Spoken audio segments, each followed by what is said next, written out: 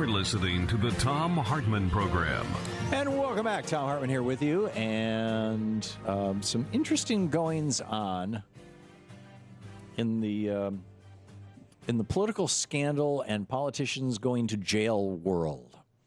And we start with Tom DeLay, and we draw a parallel to that between that and Governor Don Siegelman, which, by the way, free-don.org is the website to learn all about Don Siegelman if you're not familiar with his situation. And, of course, bradblog.com. Brad Friedman, the founder, editor, and publisher of the Brad blog, is with us.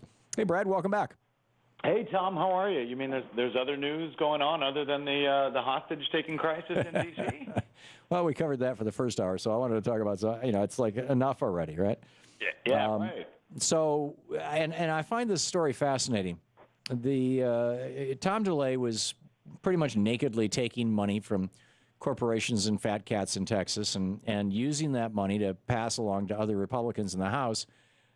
This is in order to get them to vote for him for Speaker of the House. John Boehner does the same thing. I think he raised, $24 million last year, some amazing amount of money. And he's the largest funder of other Republicans in the House of Representatives from within the House of Representatives. And that's basically what the Speaker does. But it turns out that that's illegal the way that he did it in Texas. Do I have that right? Yeah, well, what is different is that it is specifically illegal for corporations in Texas to give money to political candidates for office. They can give them to political action committees for, administrative funds and so forth. But what Tom DeLay did back in 2002 was he accepted his PAC down there, accepted hundreds of thousands of dollars from corporate interests, which are not supposed to go to candidates. So what he did was he took that money and he gave it to an RNC, a National Political Action Committee, with the instructions that the RNC committee should give that money to 7 specific candidates for office back in Texas. That, the prosecutors argued successfully, is money laundering. And Tom DeLay was found guilty in 2010 of 2 different counts of money laundering and was sentenced to about 8 years in jail. But then, of course, he was immediately released on bail and has never served a night in jail before 2 Republican judges about a week and a half ago reversed those charges, acquitted Tom DeLay, said that the corporations giving the money did so legally, therefore you can't consider it money laundering. It was, sort of this tortured logic that the 2 Republicans on this 3-judge panel voted for. The Democrat dissented, but for now, at least, it has allowed Tom DeLay to get off scot-free without spending a night in jail. Which brings us now. Tom DeLay, of course, was one of, if not the most powerful Republican in the United States, and in fact, he had the nickname the Hammer. Which brings us to Don Siegelman, who is a Democrat and was the governor of Alabama. Yeah. Or Arkansas. No, which one? Yeah. Arkansas. Alabama. Alabama. Yeah. Okay. Thank you.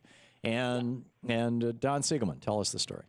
Yeah, well, so you can contrast Tom DeLay's case because his case, by the way, was very successful. The Texan who were running for the legislatures were elected. They were then able to for the first time since Reconstruction, by the way, the Republicans ended up taking a majority of the Texas State House. They were able to gerrymander Texas, and the result was 5 additional Republicans in the U.S. House. So it was a scheme that was very successful for Tom DeLay, who became the Republican majority leader. Contrast that with Don Siegelman, who received nothing of personal gain in what he was charged with, charges related to what they call bribery, but 113 bipartisan former state's attorney general have sent a note saying, to the Supreme Court saying this was not a crime. What Siegelman was charged with was never a crime before in the history of this country. There was no quid pro quo. He received no personal benefit from this money that was given by a sort of a campaign contributor. A contributor gave money to a lottery campaign that Siegelman was in favor of that would send poor kids to school for free. Right, which a lot of states do. I used to live in Georgia, and they have a scholarship fund that's funded with the lottery. Exactly, and that's what Siegelman was pushing for. He was in favor of it.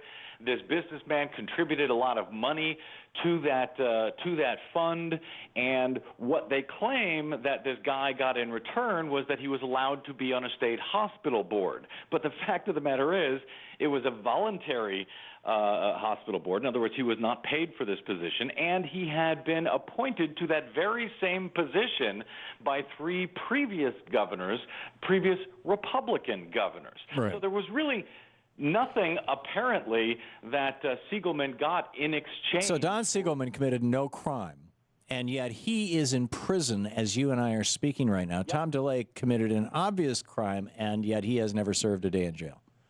6.5 years is what Don Siegelman is currently serving, and he has charged a massive conspiracy that Tom DeLay was involved in to steal his 2002 election, and then later on to prosecute him and put him in jail, along with guys like Karl Rove and Jack Abramoff and so forth. And there is a great deal of evidence to show that that is exactly what happened, including that stolen election, by the way, which he went to bed in 2002 having been reelected, announced by all the networks as having been the winner of that election, only to find out the next day that, what do you know, a Diebold tabulator in one little county in Alabama suddenly discovered 5,000 votes that they hadn't seen previously. It changed the results of the election for governor, didn't change any other votes across the state, but it did change the governor's election, and he was tossed out. He was a very popular Democratic governor, and that was something that you just can't have in a southern state. And the guy he ran against, Bob Riley, yep. Who is now the governor of Alabama, or was until recently. I think he still is, isn't he? Actually, I think he still is.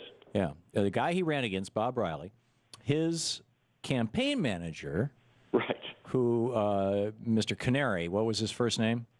Laura Canary and Bill Canary. Yeah, Bill Canary. His campaign manager, Bill Canary, was Karl Rove's best friend from college days, and his wife, the campaign manager for Bob Riley, for Don Siegelman's Republican opponent, the campaign manager's wife was the federal prosecutor in Alabama, appointed by, I believe, George W. Bush, yes, who prosecuted Don Siegelman.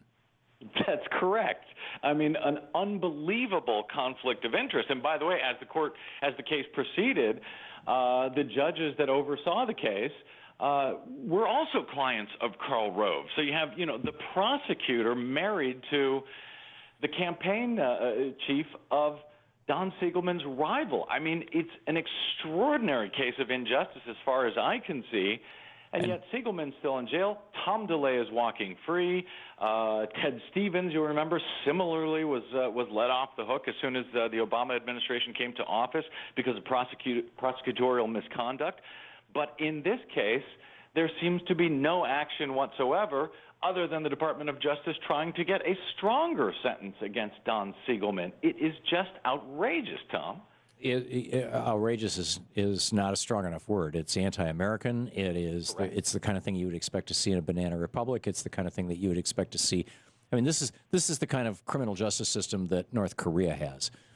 This makes no sense. It really is, and this is something that we got a statement at bradblog.com from the governor from jail following Tom DeLay's getting off the hook, and I'll tell you, he's fighting mad about it. You can read that at bradblog.com, and I hope people will speak out for a pardon for this man because it is outrageous. Amen. Contact the president, contact the White House. Pardon Don Siegelman. Bradblog.com. Brad Friedman. Thanks, Brad.